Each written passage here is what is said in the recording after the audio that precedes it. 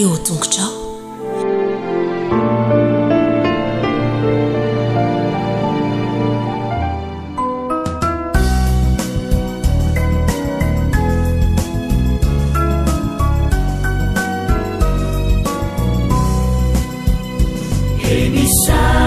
Chanao Jesu malalo chachizao futona mamizao yanaranai atungu chao izai piana chao kuambitenenare Jesu malalo izai ainuchalana Irote nyavyamina itwecha bechaka wampunaya kuambitenenare Jesu malalo izahai ainuchalana kairote nyavyamina itwecha bechaka wampunaya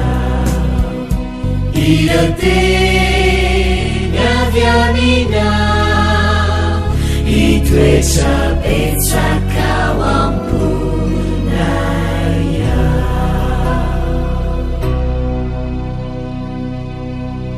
Efa mba nitoroteny ve ianao? Droge dia tovolahy kely avy ao Rwanda ary roa taona izy raha nitoroteny voalohany. Mbola kely Droge raha nahazo ny baiboliny voalohany. Baiboly an-tsara zany satria tsy mbola nahay namaky teny Droge fa nahafinaritra azy nijery ny sary tao amin'ilay baiboly. Nihaino aneny izy raha nitantara mikasika ireo ankizy mahery fo tao amin'ny baiboly. Nianatra mikasika an'i Samuel izay nahareny feon'Andriamanitra tamin'ny andro alina izy. Nianatra mikasika an'i Davida kely ihany koa izay nandresy ilay miaramila goavam-be. Nianatra mikasika an'i Josia ilay zazalahy lasa mpanjaka izay sady tian'Andriamanitra no nandresy ilay mpanjaka vavy ratsy fanahy. Nianatra mikasika ireo reny nitondra ny zanany teo amin'i Jesosy ihany koa izy. Nianatra zavatra maro mikasika an'i Jesosy izy. Rehefa matory izy indraindray dia manofo hoe mametraka ny tanany eo aminy Jesosy. Mahafantatra tsara ny tantara ao amin'ny baiboly Droge ary hitany olon-dehibe ihany koa fa mifankazatra amin'ny baiboly izy dia mbola roa taona monja aza. Noho izany nasaina nijoro ny alohan'ny fiangonana izy mba hitory-teny. Rehefa nitsangana nandray fitenenana izy dia natahotra rehefa nahita ny olona nijery azy. Nisy ntolala izy ary nanomboka ny tantara momba ny Jona izay natelo ny trondro lehibe. Noho nitahotra tao aminy dia nisy adinony kely ny ampahany amin'ny tantara. Faly tamin'ny toriteny nataona nefa mpampianatra Sekoly Sabata. Nahafinaritra ny zavatra nataonao, hoy izy. Nampirisika ny Droge hanony ezaka izany. Nianatra ireo tantara tao amin'ilay baiboly an-tsarany izy ary nitady avokoa izany. Nasaina nitoroteny indray izy. Nanao famerenana nandritra ny fotoana maro izy. Nofenoiny seza tao amin'ny efitrano fandraisam-bahiny ary nitoroteny tamin'ny olona tao an-trano toy ny hoe any am-piangonana izy. Rehefa tonga ny Sabata dia nahazo aina izy raha niteniteny aloha. Indray Sabata raha nitoroteny Droge dia nisy nandray tanaty horonan-tsary izany ka nizara azy tany amin'ny tambazotra serasera. Nisy mpanao gazety nahita ilay horonan-tsary ka namokatra fandaharana momba izany ary nomeny ny anarana hoe ilay evanjelisitra kely. Maro ny olona nahita izany fandaharana izany ary nanomboka nahazo fanasana hitoroteny any fiangonana maro ao Rwanda i Droge. Tiany Droge ny miresaka mikasika an'i Jesosy. Tena tiany ihany koa ny mahita ireo tanan'olona maro mitsangana raha manolo tena ho an'i Jesosy izy ireo rehefa mifarana nitoroteny ataony. Rehefa feno 7 taona i Droge dia nisy nanasa azy natanteraka famelabelarana ratsoratra masina mandritry ny herinandro any amin'ny toerana lavitra izay tsy maintsy hitoriany teny isan'andro. Natahotra tsy havita izany i Droge ka nentin teo amin'Andriamanitra ny ahiahiny. Hoy izy raha nivavaka, Andriamanitra omeo hery aho ary omeo toroteny maro atao ihany koa. Nitoroteny tamin-kery izy ary 420 ny olona nanolo tena natao batisa. 7 taona i Droge zao. Nitoroteny tamin'ny fiangonana mihoatra ny 80 izy ary mihoatra ny 20 tapitrisa ny olona efa nareny toroteny tamin'ny horonan-tsary na mivantana. I Droge dia anisan'ireo ankizy maro any Rwanda izay manambara ny fitiavan'i Jesosy amin'ny hafa. Ny sasany amin'ireo ankizy ireo dia mitoroteny, ny sasany mihira, ny sasany manao tsianjery ny andalan-teny ao amin'ny baiboly. misaotra anao no ny amin'ny fanatry ny sekoly sabata izay manampy ny ankizy any Rwanda sy manerana izao tontolo izao ahalala mikasika an'i Jesosy.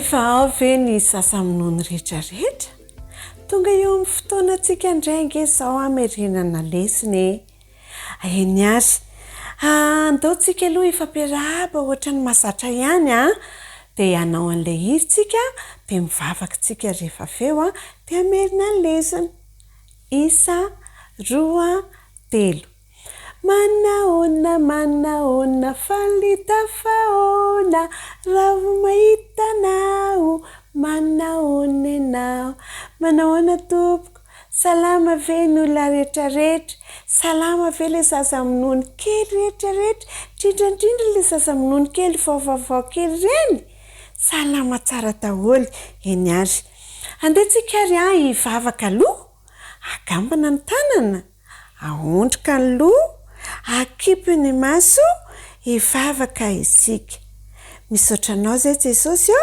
fa tonga indray amin'izao fotoana izao ahafahanay mamerina lesona taio zahay mba hay hainy tsara amin'ny anaran'i Jesosy amen.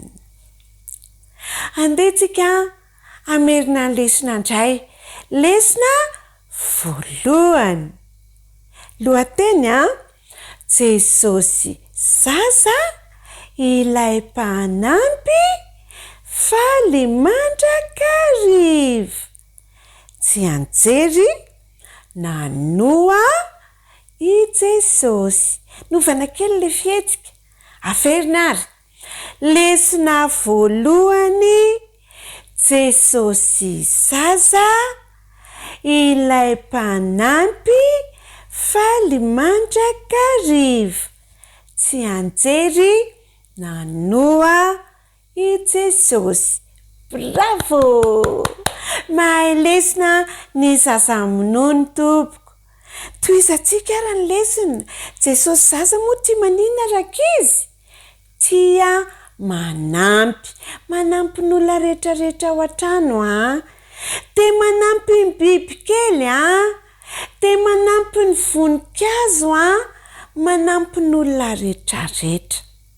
Jesosy zaza rakizy tsy mba nandeha nanatra tany am-pianarana ohatra ny zoky fa tao an-trano ohatra indreo sasaminony ireo izy no nianatra dia neny no mpampianatra azy dia mahay baiboly be mihitsy rakizy Jesosy satria mahay baiboly be koa neniny dia mampianatra azy baiboly dia Jesosy koa mahay teny soratra masina dia izany teny soratra masina izany lazainy amin'ny olona rehetra izy amin'ny ankizy sasaminony tia hay teny soratra masina tsangany tanany sasaminony kely mahay manangan-tanana olona le sasaminony tia hay soratra masina koa dia tia ankatoa tahaka an'i Jesosy. Jesosy tia manampy ny hafa mandrakariva satria izay ny baikon'Andriamanitra saingy ny tenenin'Andriamanitra hoe mila manampy ny hafa mandrakariva tena ataon'i Jesosy izany.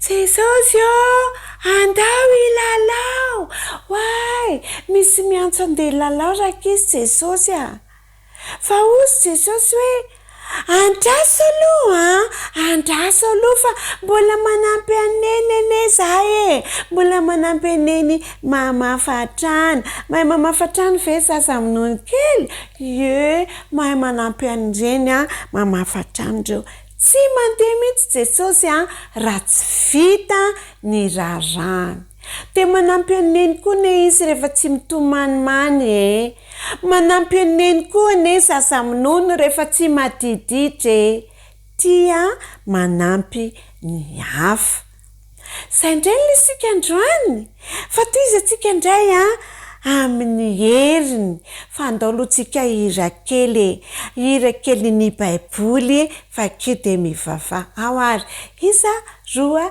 3 ny baiboly va kio dia mivava tsy mitsatra ny baiboly fa kio de mivava fa hitomby anao de toizatsika amin'ny hery indray ny iry fa mbola mitoy ihany ny lesitsika de andaontsika lohary hivavaka de hifanao veloma rehefa aveo ka mba nantanana ary aondrika loha akipiny maso Jesosy malalo misaotranao zahay fa nomenao lesona mba hanaiky ny teninao de hanampy ny hafa mandrakarivo misaotra Jesosy malalo amen nao arifanao veloma veloma veloma aminy herindray veloma veloma aminy herindray veloma tompoko ty amin'ny herindray miona de endry tsara manampy aneny ane rehefa endry manampy any tata koa ane rehefa endry de endry tsara ny zazakely rehetra rehetra veloma tompo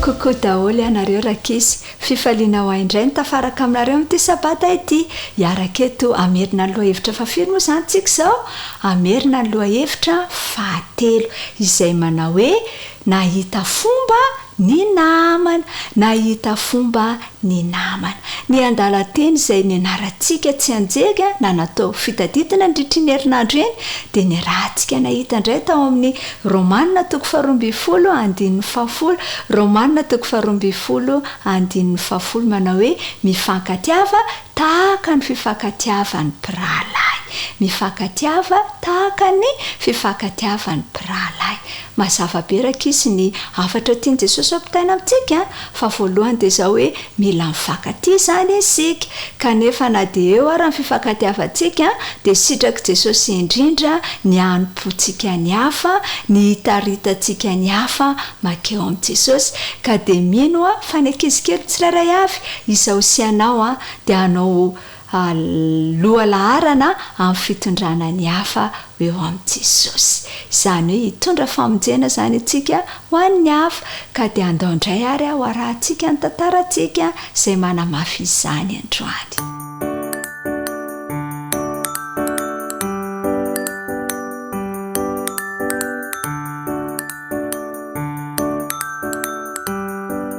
mahafantatra olona marary mafy ianao raha mila makany amin'ny dokotera izany olona izany anisoranao ve ny tafon'ny hôpitaly mba ampidiranao azy ao anaty trano toy izany indrindra rak'izy no nataon'ireo naman'ity olona iray marary raha nandehandeha tao ao tanàna Kapernaum ianao indray andro dia azonao antoka fa ho nandre ianao hoe ao an-tanàna ao Jesosy ao an-tanàna ao Jesosy vahoaka marobe mantsy no niazakazaka ho any amin'ny trano anankiray izay nisy an'i Jesosy na nasitrana sy nampianatra vahoaka marobe tokoa rak'izy no tamin'izay fotoana izay feno hipoka ny trano feno olona koa ny tao ala-trano tao amin'ny tanàna io dia nisy lehilahy iray tena narary mafy efa ho faty izy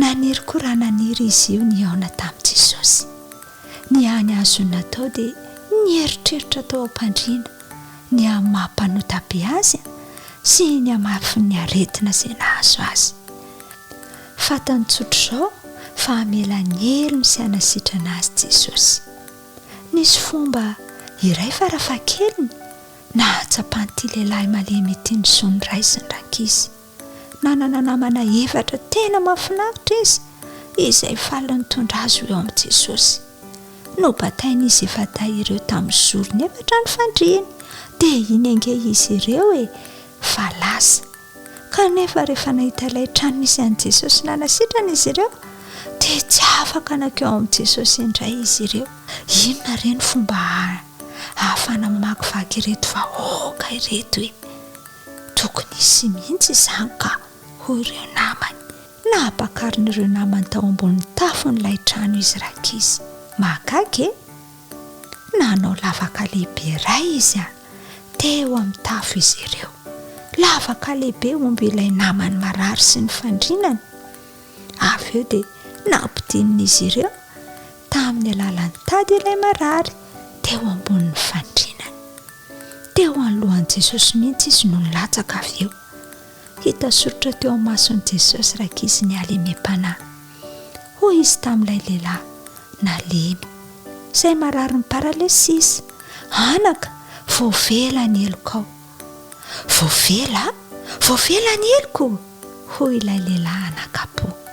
Sany indrindra no efa niriny fatratra mantsy hatry ny ela, ary indro ankehitriny fa tanteraka izany. Tena androm-pahasambarana ho azy tokoa ity andro ity. Tsy nahafaly ireo fariseo sy ny mpanoradalàna kosa nefa raika izany zavatra izany. Efa tsy nentina nampy io lehilahy io izy ireo noho ny fahotany, hoy izy ireo tany eritreritra tao. Fantatry Jesosy raika izany eritrerina izany ka niteny mafy azy ireo Jesosy. Nahoana ianareo no manana izany eritreritra izany? Mila ampiana ny olona. Inona no mora kokoa? Ny milaza hoe voavela ny elokao sa milaza hoe sitrany ianao? Avy eo dia nitodika tamin'ilay lehilahy marary ny paralesisy Jesosy raika izy ka nanao hoe mitsangana dia betao ny fandrinao ary mody any an-tranonao. Tapoka teo indro fa afaka nanenjika ny tongony sy ny tanan'ilay lehilahy. Nentin'ny voaka ilay efitrano izany dia lasa izy nandeha nody. Tamin'ny fotoana io dia navelan'ireo vahoaka nandeha namakivaky teo anivony izy. Talanjona avokoa ngeraka izy ny rehetra ka niteran'Andriamanitra nanao hoe mbola tsy nahita zavatra toy izao mihitsy isika. Tena faly indrindra ireo namany ilay lehilahy narary satria afaka nitondra namany teo amin'i Jesosy izy ireo. Ahoana ny aminao? Tianao ve nitondra ny olona eo amin'i Jesosy?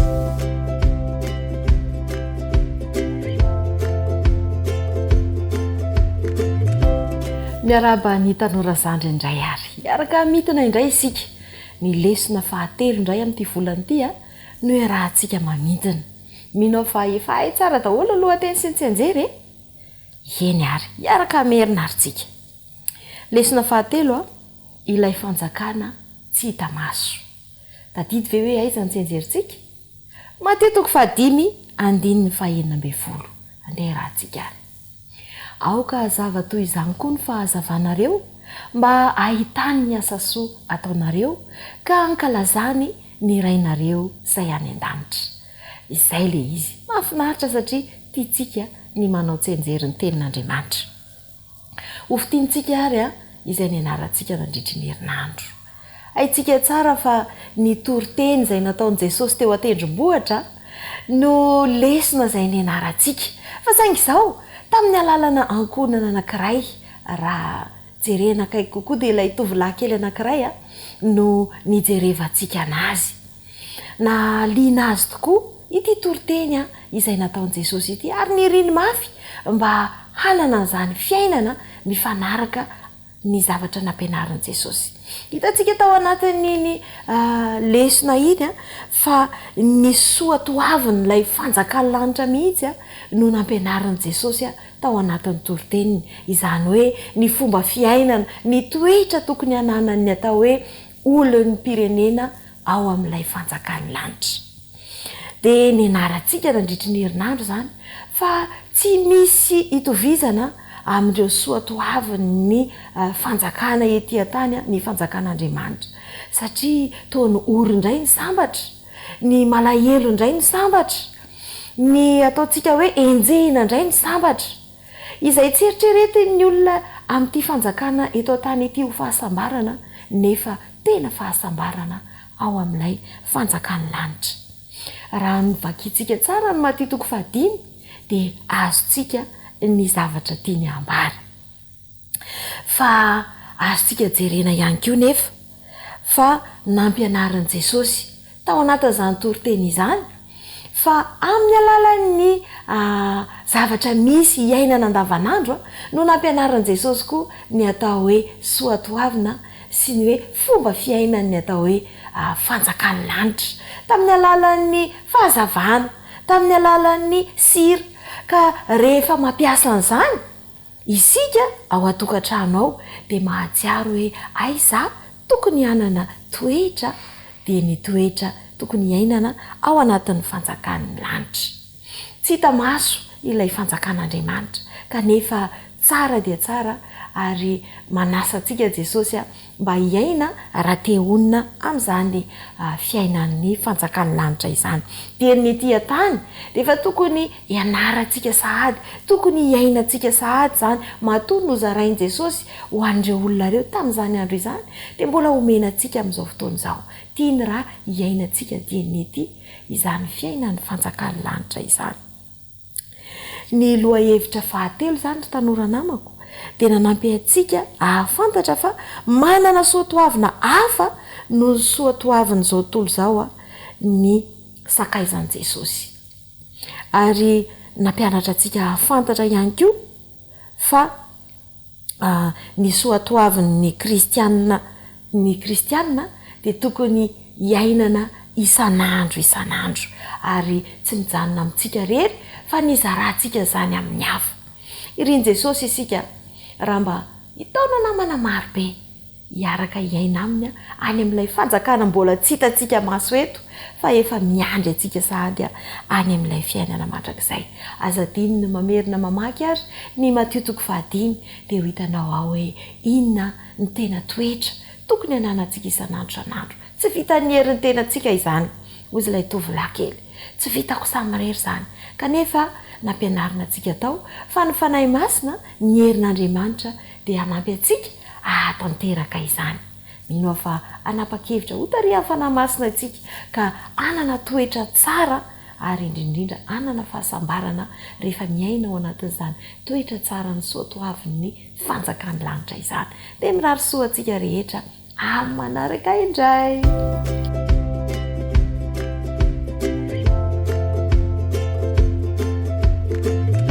Miaraba ny tanora mantoanto rehetra natratra an'izao sabata izao. Miaraba ny zoky ny ray aman-dreny rehetra ihany koa ary miaraba ny zandry rehetra. Andray lesona vaovao indray isika amin'ity anio ity. Lesona fahatelo ny anarantsika tamin'ny herinandro eny izay miresaka indrindra ny amin'ny hoe mivelona tsy ho an'ny tena ihany. Mivelona tsy ho an'ny tena ihany. Ny tsenjery dia ndao hoe raha antsika mamerina ao Mateo 4:20 ny andininy 4:10. Ary ho toriana amin'izao tontolo izao ity filazany tsara ny fanjakana ity ho vavolombelona amin'ny firenena rehetra dia vao tonga ny farany.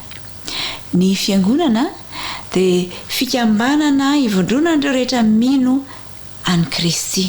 Ary amin'ny andro farany dia misy ilay antsoina hoe zanaka sisa izay natsoina mba hitandrina ny didin'Andriamanitra sy ny filazanan'i Jesosy. Dia izy ireo dia nampianarina asaina ihany koa mba ilaza iresaka amin'ny hafa ny amin'ny fotoam-pitsarana, ny amin'ny fanavotana amin'ny alalan'i Kristy, ny amin'ny fahatomoran'ny fiavian'i Kristy fandroana. Ary ny mpino tsirairay dia antsoina mba handray anjara ho amin'ny fijoroana vavolombelona araka ilay tsinjery izay nataontsika teo. Tao anatin'ny lesona dia nahita isika tantarana tovolahy anankiray, Jonathan ny anarany tamin'ny andro ny ady lehibe faharoa izy ny aina. Rehefa taorian'ny ady lehibe faharoa dia nisy fanavaozana tany amin'ny faritra Eropa tany. Ary ny foa ny fiangonana tamin'izany fotoana izany ary nafana foa ny membra rehetra. Ary anisan'izany i Jonathan.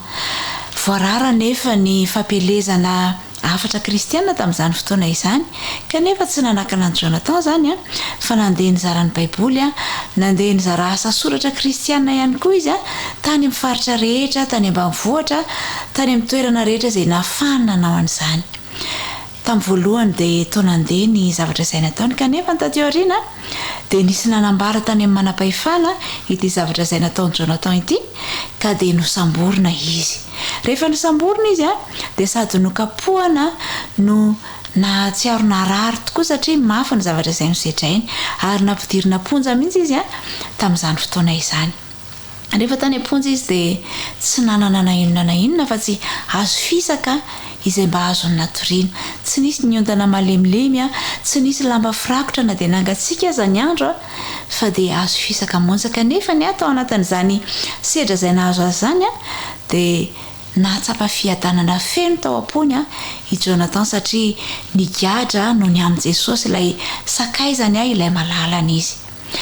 tateoriana nisy fotoana tateoriana dia nampanatsoana teo anatrea amin'ny manam-pahefana i Jonathan ary tamin'izay fotoana izay dia nomena fahafahana mba handeha izy andro sabotsy maraina io fotoana io nandeha nitady fiangonana izay nisy teo akaiky teo Jonathan tamin'izay fotoana izay faly dia faly aoka izany ary rehefa niditra ny fiangonana izay teo akaiky izy dia nahita nireo tokony olona izay nivavaka nandohalika ary rehefa nanatona akaiky izy dia nahare fa nivavaka ho azy mba hivoany ireto atokony olona ireto ary rehefa vita nivavaka dia akory ny afalian'ireto mpino nahita ny Jonathan teo anilan'izy ireo ary valim-bavaka azo ny tsapaitanana no tsapany fiangonana tamin'izay fotoana izay rehefa mahafantatra an'izay Jesosy tsika dia misy fiovana mahatalanjona mitranga eo amin'ny fiainantsika ny fifaliana tena izy dia ny fahafantarana an' Jesosy ny filazanany amin'i Jesosy amin'ireo hafa rehetra manjary mahazo dikany sy tanjona ny fiainantsika rehefa milaza momba an' Jesosy isika ary ny iraka voalohany hampanaovana antsika dia nizaran'i Jesosy eny rehetra eny na eny am-pianarana na eny an-dalana n'aiza n'aiza toerana misy itsika ny eo amin'ny fianakaviantsika ihany koa azy dia izany no andraikitra lehibe izay nomen'Andriamanitra ho antsika tsirairay avy rehefa manao ny asan'Andriamanitra isika rehefa milaza ny momba an' Jesosy amin'ny hafa isika dia mety hoe tsy ho tiany hafa tsy ho tiany namanao ianao na mety ho be dehibe ny hanenjika anao sy hankahalanao kanefa tsarovy fa Jesosy dia tianao mandrakariva ary rehefa mivelona ho an' Jesosy sika dia mitany ezaka ataontsika Andriamanitra ary manome antsika hery mba hahafahantsika mifandray amin'ny hafa ary hahafahantsika ihany koa mandray ny fanahy mba hahafahantsika manao izany asany izany mety tsy ho mora ny asa kanefa Andriamanitra efa nampanantena fa haniraka ny fanahy masina mba hiara-dalana amintsika ary hametraka ao am-bavantsika mihitsy aza ny teny izay tokony ataontsika ny anjarantsika izany dia ny mahatoky ny amin'ny fitantanan'Andriamanitra mitady tanora sasa mitady tanora bery-po Andriamanitra amin'izao vanim-potoana sarotra izao mba handeha ho hirany dia vonona venao ny andeha ho irak'Andriamanitra ilaza ny fitiavan'Andriamanitra amin'ny manodidina rehetra ilaza ampiomana ny namanao ampiomana ny fianakavianao ampiomana ny olo-pantatrao eny fa na dia ny tsy fantatrao ihany koa aza fa ho avy tsy ho ela Kristy ary andray ireo izay rehetra miaraka aminy ho any amin'ny fiainana mandrakizay maka fotoana ary dia diny hoe inona no azonao atao mba ilazanao amin'ny Jesosy inona no ataonao mba hahafahanao mijoro vavolombelona ho an'i Kristy dia mivavaha ary asao mandrakariva ny fanahy masina mba hanomenao ny hery mba hahafahanao manao izany dia Andriamanitra hanampy ianao ary tsy ho verimaina ny fijoroanao vavolombelona fa rehefa tonga ny an-danitra ianao dia azo ilay anjara kitana ny amin'ny fitaumanao ny hafa ho eo amin'ny Kristy Andriamanitra ny ahitany tanora mantoanto rehetra dia andray fanapa-kevitra tsara ny tanora mantoanto manomboka izao dia mirary soa indrindra ary veloma daholo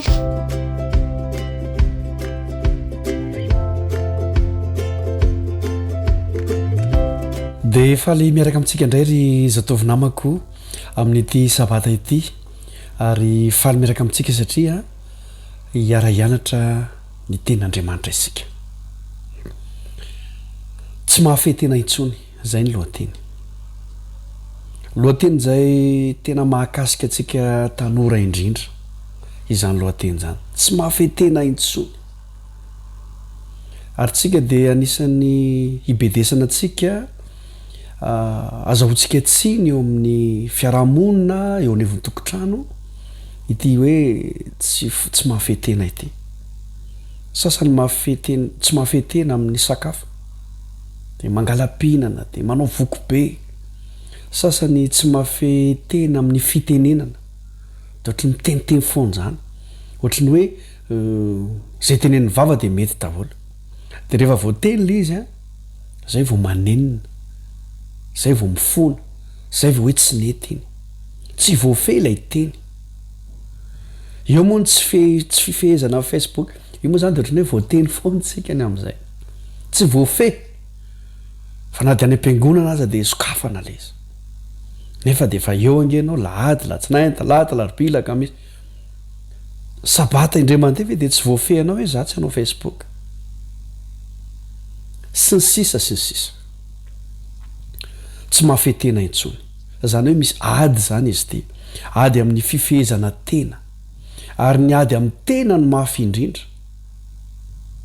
ary dia anao fampiarana moa zany tsika anao fanandramana rehefa vita izao loha hevitra izao fa ndeha ovakitsika ny genesis toko faefatra dia ny fahenina sy ny fafito genesis toko fa efatra dia ny fahenina sy fafito mba hahafahantsika miditra lanindalina kokoa ary mandray fanapa-kevitra genesis toko faefatra dia ny fahenina sy fafito dia izao ny voalaza ary ho jehovah tamin'ny kaina nahoana ny tezitra ianao ary nahoana no manjombona ny tarianao raha tsara toetra ianao moa tsy ho miramirana va fa raha tsy tsara toetra kosa ianao dia mametsaka eo ambaravarana ny ota ary ianao no kendren'ny fandriny kanefa ianao no tokony anapaka azy izay zany le izy ilay hoe tsy mahafetena intsony zany a ianao no tokony manapaka tsy ny zavatra rehetra no manapaka fa ianao no mifesy manapaka azy nahoana ny tezitra ianao zay le fanontaniana eto fanontaniana mipetraka tamin'ny kaina misy amintsika dia tsy mahafehan'ity fahatezerany ity fa dia tezitra dia miteniteny foana dia manaonao foana zay nge le hoe feheziny rehefa tezitra isika dia lasa tsy tsara toetra tsika ve zao mba tsara toetra ena mba miezaka n'io tsara toetra ihany tsika hoe za aloha amin'ity taona ity dia tena mba ho tsara toetra kanefa dia le toetra ratsy foana no miseho tsy voafehantsika satria nahoana mamitsaka eo ambaravarana ny ota zany hoe vao mivoaka ianao zany a da ohatrany efa miandro sady le fahotana dia tsy voafehantsika le izy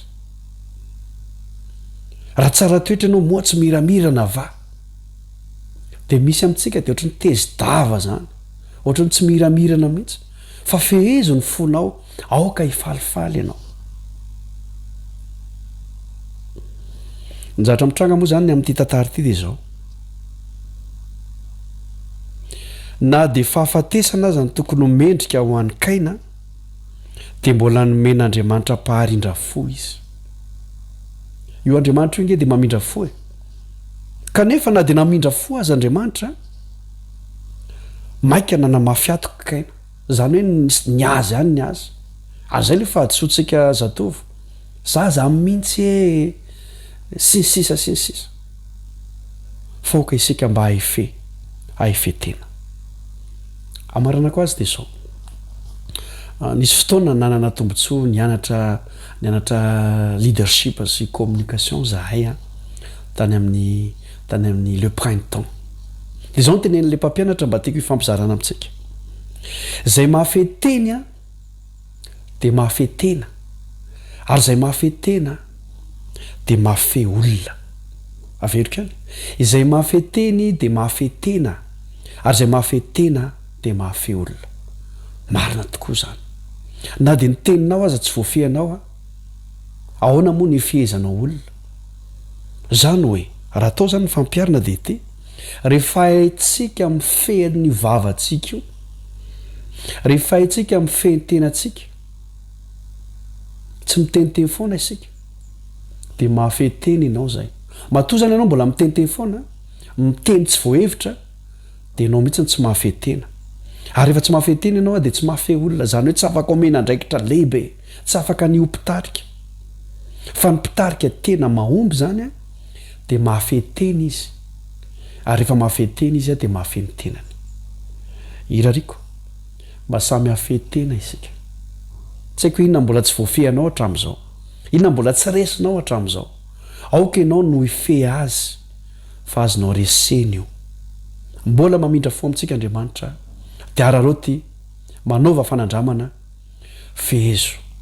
fehezo ny tenanao mba tsy hanota fa tsy mifahotana no hifehanao fa manjary lasa toetranao io dia very amin'izany ianao zay a dia manaova fanandramana ary mandra-piresaka indray tompoko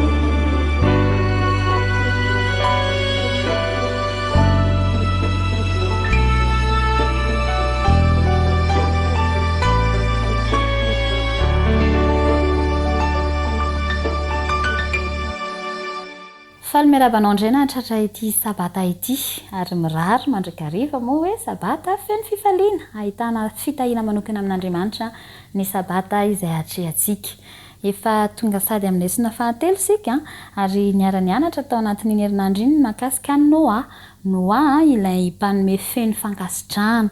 Ny lohahevitra moa dia nifototra tamin'ny petera faharoa toko fahatelo teny andininy fahatelo ka hatramin'ny fahatelo ambin'ny folo izay niresaka ny amin'ny havian'ny tompo sy ny fananarana noho izany.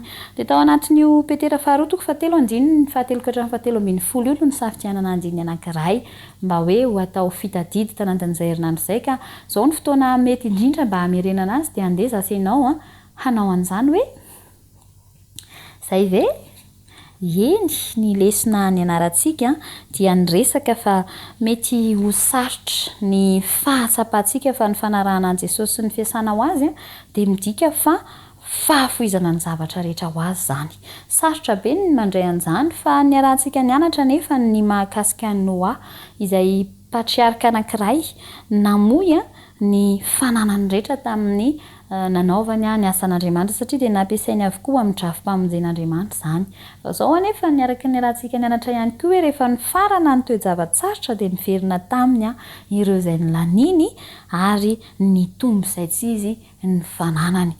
Dia i Noa sy ny fianakaviany ary dia tonga ohatra fitaratra ho an'ireo izay hamoy ny zavatra mandritra ny fotoan-tsarotra ary mahazo ny teny fikasana fa handray voninahitra mavesatra maharitra mandrakizay. Inafo moa no lesona ary ny arahantsika nianatra tao anatin'izay.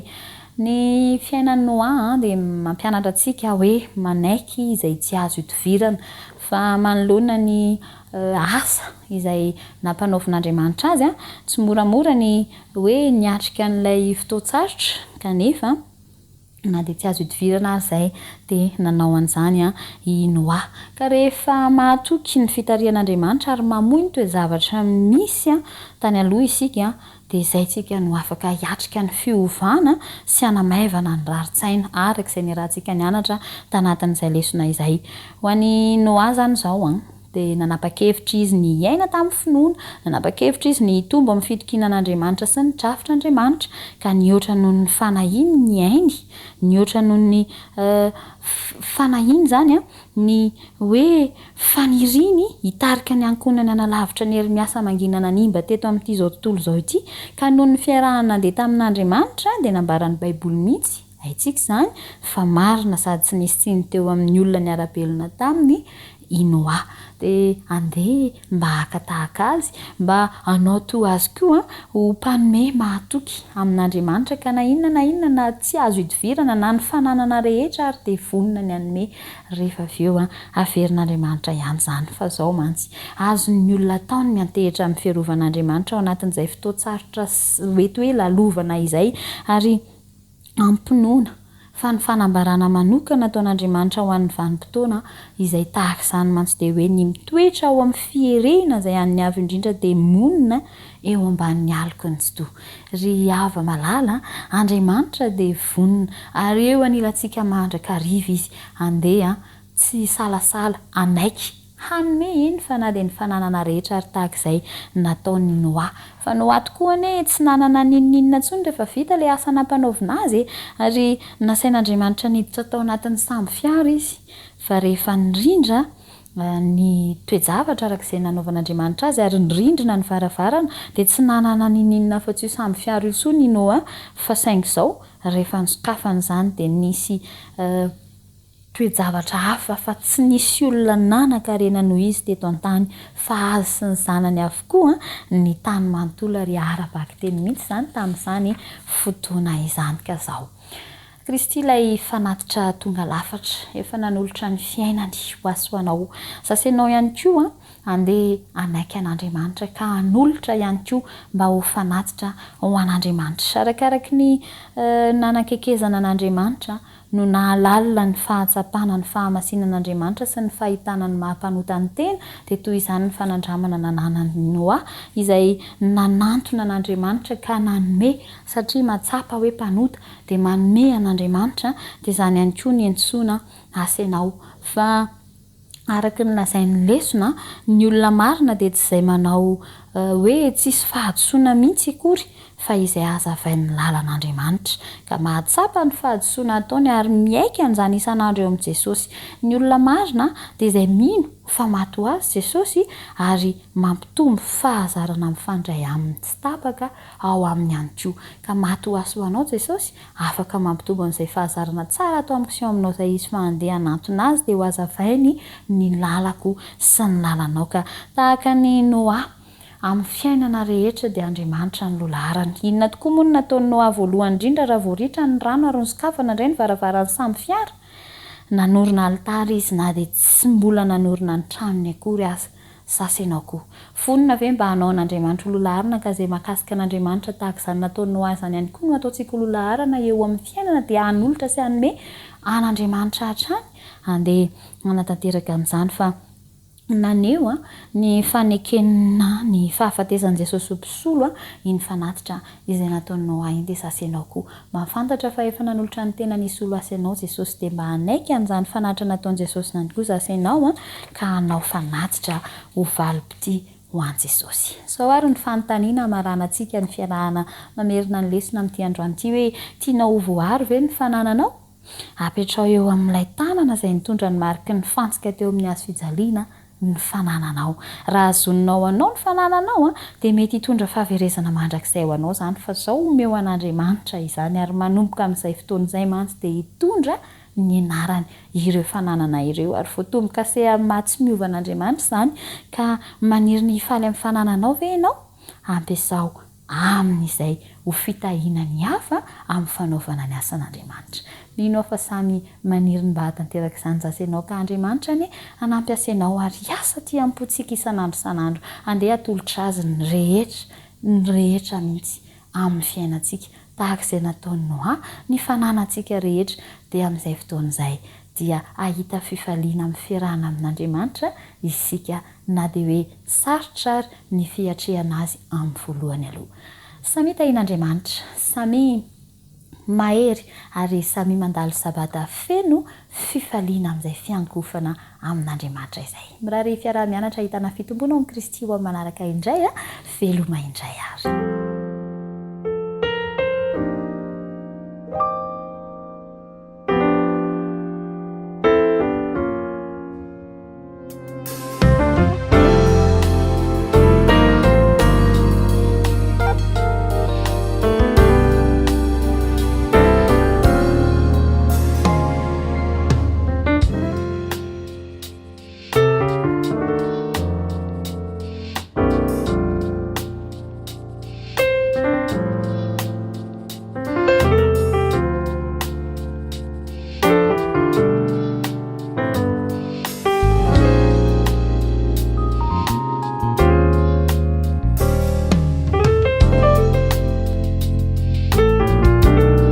Miarabantsika rehetra amin'izao sabata maraina izao tonga eo amin'ny famerenana ny lesona fahatelo isika izay mitondra ny lohateny hoe fifanekena mahakasika ny ampahafolony.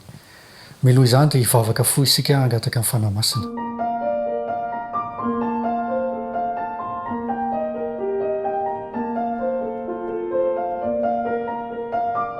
Rainay izay ny an-danitra zao anao ny teny, anao ny fampianarana mangataka izahay mba hotarihy ny fanahinao ka hitoetra ao anatinay tokoa ny teninao.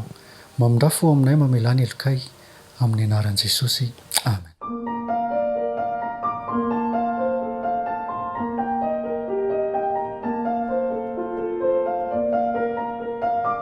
Izao no tsy anjery entonareo ny fahafolo-karena rehetra ho ao amin'ny trano firaketako mba hasikanina ao an-tranoko ary izaho toetra amin'izany aho Jehovah Tompo maro raha tsy hovoako ny varavaran'ny lanitra ho anareo ka ampidinako fitahiana manana ambiampy ho anareo.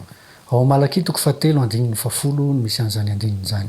Andininy malaza dia malaza ao anatin'ny tenin'Andriamanitra izany. Misy ireto fanontaniana ireto izay mipetraka kanefa mino aho fa ho voavalintsika ao anatin'izao fotoana iarahantsika izao. Taiza ny nisy nanao ampahafolony voalohany eo amin'ny Baiboly ary aiza no entina ny ampahafolony? Ampiasaina amin'ny inona moa izy io ary midika inona ho an'ny olona iray ny famerenana ny ampahafolony?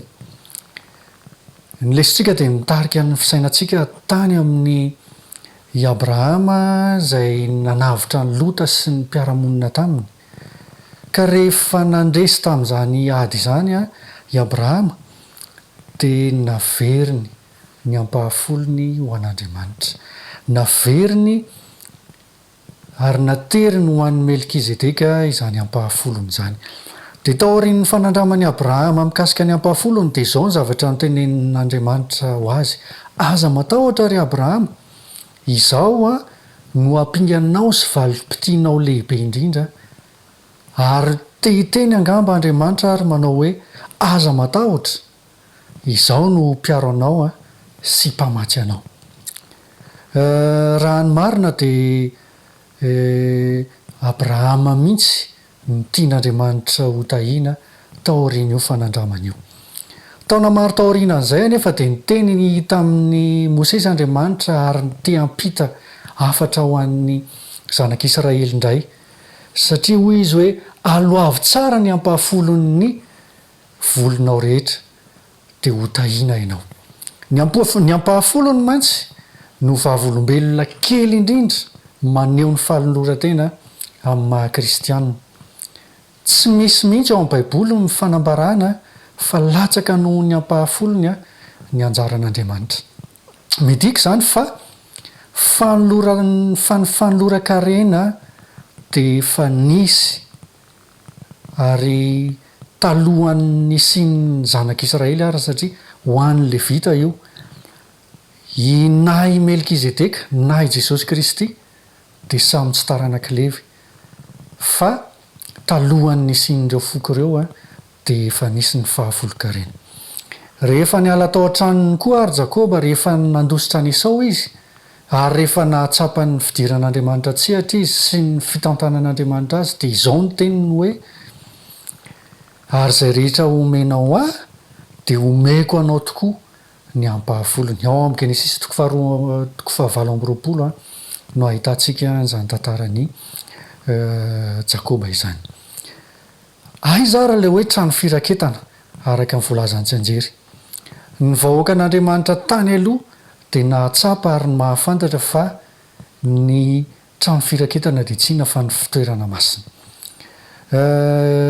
mahagaga fa manana fandaminana manokana ho an'ny fiangonany andriamanitra satria manana izany fiangonana izany raha teo izy ary any no anangonana iraketana ny ampahafolony rehetra mba tsy hanahirana mambra amin'ny fiangonana mantsy dia entina any amin'ny fiangonana izay misy azy ny ampahafolony any no andoavan'izy ireo sy hitondran'izy ireo ny ampahafolony ary ny fanatitra ampahany amin'ny fanandraman'ny fiankohofana ataon'izy ireo izany avy eo ny mpitahiry vola ao amin'io fiangonana io no mitondra ny ampahafolony any amin'ny trano firaketana izay fanatokan'andriamanitra indray andefasana izany anaovana inona ary ny ampahafolony satria andriamanitra ny tompony zavatra rehetra araka ny voalazan'ny salamy 4:20 dia mazava loatra fa tsy ilainy ny vola fa izao kosa nefa tena azy ny ampahafolony satria izy ny efa nyteny an'izany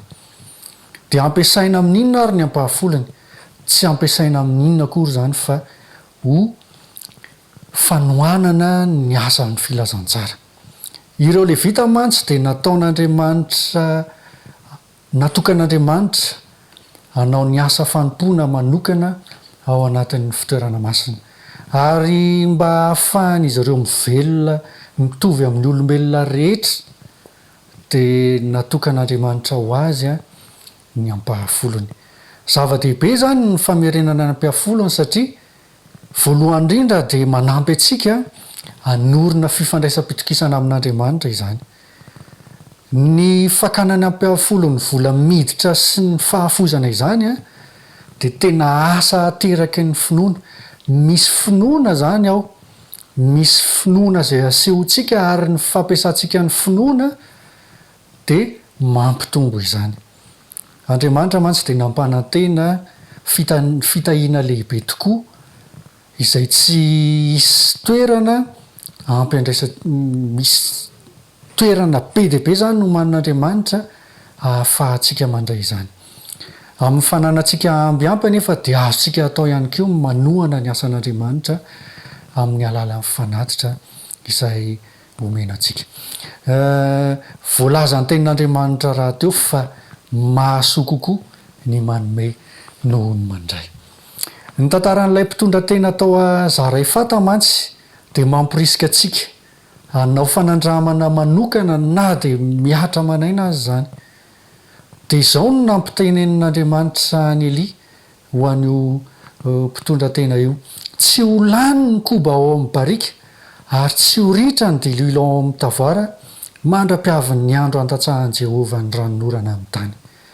mahafinaritra izany fanandramana nataon'ilay mpitondra teny izany i Paoly kosa dia milaza atsika ho tahaka ny mpitandrina mahatoky ao amin'ny Korinthiana 1:4-2 izy milaza zany amintsika ary mampirisika atsika arak'izany ny fanontaniana dia hoe inona ary no hevitry ny mahatoky tamin'ity herinandro ity isika tao amin'ny lesona dia nahita ireto teboka 4 ireto voalohany ny vola dia ny ampahafolony faharoa entina any amin'ny trano firaketana izany fahatelo manome voninahitra an'Andriamanitra amin'ny ampahany voalohany amin'ny vola miditra amintsika isika ary fahaefatra ampiasaina ho amin'ny tanjona tsara indrindraindrindra ho amin'ny fanohanana ny asa fanompoana sy ny asa filazantsara izany izany hoe raha tsy mamerina ny 100,000 ny amin'ny tombony azo tamin'izay niditra tamiko dia tsy mahatoky amin'ny ampahafolony aho zany ary ihany koa raha tsy mitondra io ampahafolony ho any amin'ny trano firaketana dia tsy anisan'izay mahatoky ihany koa ary izao mantsy ny teny nataon'ilay tompo tamin'ny mpanompony izay nametrahany fananana hoe tsara izany ry mpanompo tsara sady mahatoky ary ihany koa midira amin'ny fifalian'ny tomponao ao amin'ny Mateo 5:20 no ahitantsika an'izany teny izany mibaiko Andriamanitra hoe entonareo ny fahafolo-karena rehetra ho ao amin'ny trano firaketako tsy antso amin'ny fisaorana na fahalalan-tanana fotsiny izany fa atokiana no resahana amin'izany an'Andriamanitra ny ampahafolony ary mibaiko atsika izy mba merina aminy izay efa azy raha teo ao amin'ny Malaky 7 no ahitana ny fanekena nataon'Andriamanitra tamin'ny olombelona faritan'ny tompo ao ny anjara izay ataony fa nolotra fanomezan-dehibe ho an'izay mahatoky izy fa ny anjarantsika dia izao ihany hoe ny mamerina ho an'Andriamanitra izany rehetra izany tokony ho tadidiantsika nefa fa ny fangatahan'Andriamanitra amintsika dia fototry ny fangatahana hafa rehetra raha misy zavatra tianao ataon'Andriamanitra aminao zany dia ny voalohany takiana amintsika dia izao mamerina izay tokony ho an'Andriamanitra isika ka ny tompo ane hanampy atsika hanome atsika ny fitahiny ahafahantsika mamerina izay tokony ho azy ary ianao fanandramana lalina sy tsara isika ho an'ity lesona izay voninahitrantsika ity ny voninahitra dia atolotritsika ho an'Andriamanitra irery ihany amen izao isika dia hiroso amin'ny fanatazana ny fanatitra ho an'ny Sekoly Sabata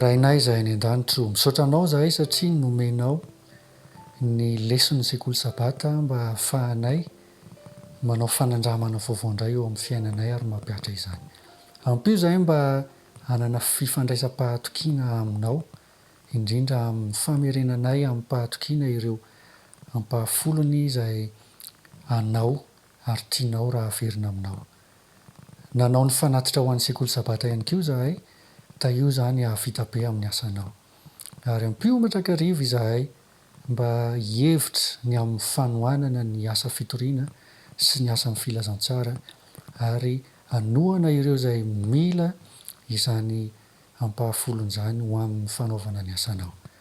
Amin'ny anaran' Jesosy ilay tianay no azonay maniry sy mangataka izany vavaka izany. Amen.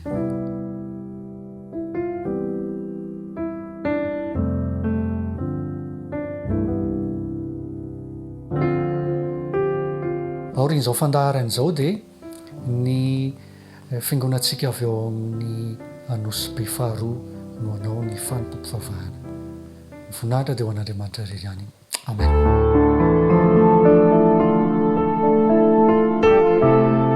Mianatra eo tongotrao.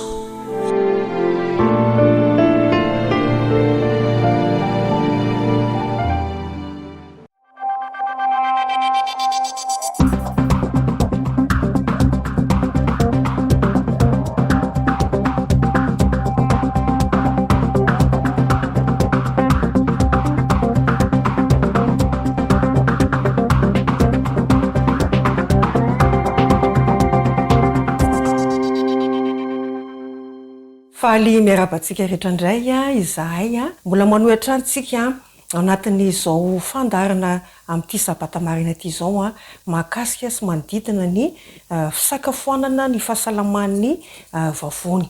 Ka amin'ity androany ity tsika dia hijery ny lalàna mifehy ny fihinanana. Ny miresaka hoe lalàna matetika dia ohatrany tao mampangoritsina ny sofiny tsairay avy, ohatrany tao matetika manorisory izany.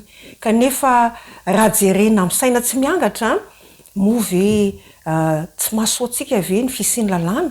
Raisitsika fotsiny hoe eo amin'ny fiainam-pirenena, eo amin'ny zavaboary, anahoana ny fiainantsika ao tokantrano, eo amin'ny fiarahamonina raha toa ka tsy misy ny lalàna. Ilaina arak'izany lalàna ary noho izany dia ilay tompony lalàna dia Andriamanitra mihitsy no nametraka izany lalàna izany mba ankatoavantsika tsairay avy olombelona izay nohariany koa teo amin'ny zavatra rehetra izay noforoniny sy nohariany ihany koa. Ka izay mandika lalàna na hitantsika izany eo amin'ny fiarahamonina raha toa ka misy fandikana lalàna ohatra raisitsika ny amin'ny famovoizana eny amin'ny arabe dia hitantsika fa misy voka-dratsy izany. Raha eo amin'ny resaka sakafo sy ny fahasalaman'ny vavony ohatra ny raisitsika manokana, raha toa ka misy ny fandikana ireo lalàna izay napetraka Andriamanitra dia hitarika fahavoazana ho antsika izany. Misy indramitsika nety vaky teny andalanteny ao amin'ny boky kristiana anankiray ity manamarina izany dia mivaky toy izao hoe vokatry ny fandikana ny lalàn'ny fahasalamana ny aretina. Hitantsika amin'izany ohatra hoe efa hitantsika tamin'ireo fandaharana teo aloha izay efa narahantsika dia ohatra hoe ny fihinanana ny sira ohatra. Misy fatra ny sira izay tokony ho antsika olombelona kanefa rehefa voadika izany lalàna izany mifehy izany dia hitantsika efa mitarika ny aretina toy ny hoe tosi-drà. Ka ny fandikana lalàn'ny fahasalamana dia mahatonga ny aretina ary io ny vokatry ny atao hoe lalàn'ny natiora. Izany voasoratra anatin'ity boky kristiana anankiray hoe Testimonies for the Church ity. Ny raha resaka ny lalàna ary izany ny fisakafoanana no resahana dia mizara telo izany. Ny voalohany amin'izany dia ny fisakafoanana, ny fomba fihinanana alohan'ny sakafo izany. Eo ihany koa ny lalàna mifehy eo am-pihinanana ary ny fahatelo dia lalàna aorianan'ny fihinanana. Mialoha hijerevana an'ireo lalàna anankitelo ireo dia mbola misy tepoka efatra lalàna ankapobeny izay tsara ho fantatra. Ho jerentsika izany ao anatin'ny izao fandarana izao. Ny ao anatin'izany zany ny isan'ny sakafo amin'ny indray andro. Jerentsika izany rehefa avy eo ny karazan-tsakafo izay tokony hohanina ao anatin'ny indray mihinana. Eo ihany koa ny ora tokony hisakafoanana ary ny farany dia ny lalàna ny tepoka izay momba ny fisotroana rano. Ho jerevantsika ary izany mahakasika ny isan'ny sakafo anatin'ny indray andro. Ny isan'ny sakafo anatin'ny indray andro dia 3 na be indrindra na 2 ny tena tsara indrindra. Ny foanana izany arak'izay ny sakafo anelanelam-potoana ilay ataontsika hoe fiteny vahiny hoe goûter. Reto izany ny jerevantsika atsahivina fa ny ireo lalàna efatra ankapobeny no jerevantsika izany. Izay ahafahantsika mahafantatra ny fomba inanana alohan'ny sakafo a lalana mifeny alohan'ny sakafo eo am-pihinanana sy ny aoriana sakafo averina ihany zany a fa isan'ny sakafo anatin'ndray andro a de 3 rahabe indrindra ary ny tena araka ny roa hitany manam-pahaizana de ny tsara indrindra de ny roa zay zany tena idéal. Ankoatran'izay ny teboka faharoa de ny karazana sakafo a tokony ho antsika rehefa indray mihinana 3 na 4 rahabe indrindra ihany koa zay. Ary ny anomboana anazy a de ny sakafo manta ary miaraka amin'izay zany a ny céréales a sy ny laoka. Ampahafantarina antsika fa tsy mendrika ho amin'ny vavony a ny sakafo ampitoloha mety maneno atin'ny sofintsika zany hoe tsara kanefa misy fitaka ao ambadik'izay satria raha ny lalàna nanamboarana sy namoronan'Andriamanitra antsika de ny zaka ny vavontsika de ny sakafo 3 na 4 ihany eo amin'ny indray mihinana zany. Ny anim-pitoloha zany de tsy mahasoa antsika satria mavesatra be ho an'ny vavony zany. Ahoana indray ny amin'ny ora fihinanana. Ny tokony ora fihinanantsika zany de tokony ampitoviana izany mandritry ny taona zany de midika fa tokony fomba fiainana mihitsy zany ny fisakafoanana amin'ny ora mitovy. Mena ohatra tsika eto zany ohatra hoe maraintsika de amin'ny 9 ora maraina ny sakafo ny atoandro amin'ny 12 ora ary amin'ny hariva dia amin'ny 9 ora hariva. Ny ora fihinanana zany de ampitoviana ny elanelana ny fihinanana. Ny sakafo in-3 isan'andro izy tsika teo ny tsara ary ny tsara indrindra zany na indroa. Raha tokony ny antony maro samihafa de in-3 fihinanantsika anazy fa ampitoviana ny elanelana. Ampahafantarina etona sy sahivana amintsika fa tokony eo amin'ny adiny 5 ny elanelan'ireo sakafo anaky 3 ireo satria ao anatin'izay adiny 3 ny vavony mandevikanina ary adiny 2 izy miala sasatra. Tsy indrina eto ihany koa fa tsy tsara loatra ny misakafo tara loatra rehefa amin'ny alina raha toka tsy maintsy misakafo tsika amin'ny hariva. Adiny 3 alohan'ny atorizana no tokony farany sakafo-anantsika. Raha ohatra zany ny olo anankiray matory amin'ny 6 alina de any amin'ny 9 izy zany vao no tokony hisakafo satria tokony hiala sasatra tanteraka ny vatantsika ary tafiditra anatin'izay ny vavony ka amin'ny 9 hariva zany raha toka tsy maintsy mihinana antsika amin'ny hariva no tokony hisakafoanana anajana izay lalàna ny fahasalamana izay. Ahoana indray ary mahakasika ny fisotroana rano de ampahafantarina sy ampatsiahivina moa zany satria efa niresahantsika teto zay tamin'ireo fandarina teo aloha fa ivelan'ny sakafo no tokony fisotroana rano. Ny antony dia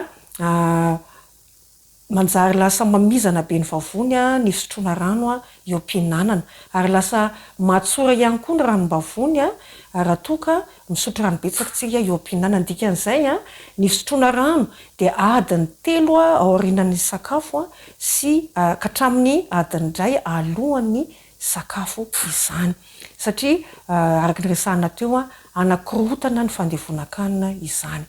Tsara ihany koa ny fisotroana rano vao mifoha satria manadio ny lalakana izany anomana ny vavontsika ndray sakafo ary ihany koa mamelombelona ny aintsika izany. Azo atao ihany koa ny misotro rano mafana matimaty alohan'ny torimaso satria manatsara ny torimaso izany. Raha invera ihany no tsara sotrotsika amin'izay satria lasa manavesatra ny vondray rehefa aveo ka hitsangana tsika ao anatin'ny torimaso de tokony alana sasatra manjary lasa mandeha mivalan-drano matetika.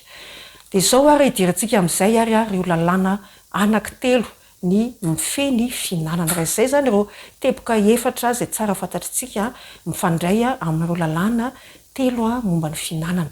Inona ary no tokony atao alohan'ny fisakafoanana?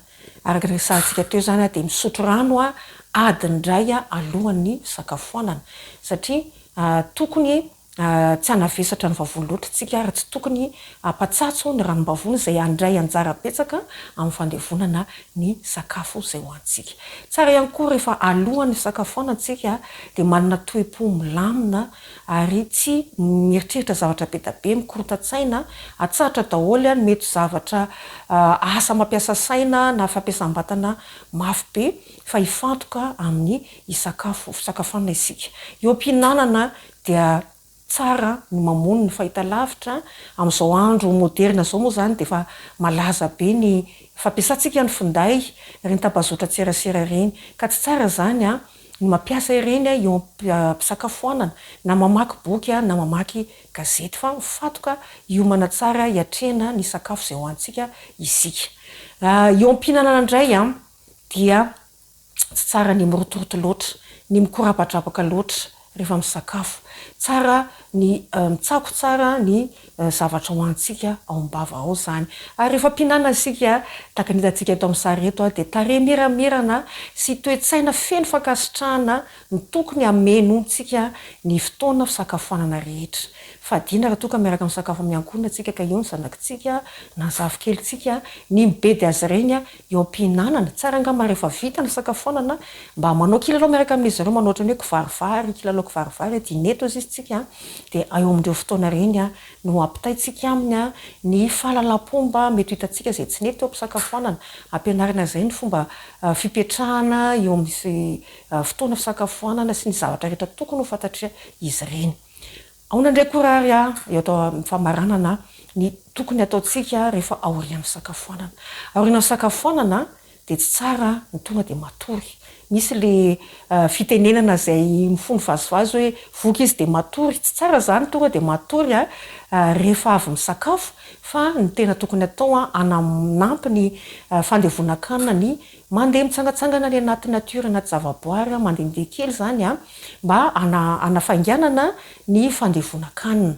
Ary mamela ny asa tsara koa zany raha vao vita ny fisakafoanana dia tonga dia mandray asa, mampiasa saina na manao fampiasam-batana mafy be, fa tokony hajaina izay fotoana izay. 10 minitra 10 minitra eo zany tsika dia manao fisefoana lalina, mandeha anatin'ny zavaboary eny an-tokotany, mandehandeha kely hanampitsika ny vavony handevokanina aingana.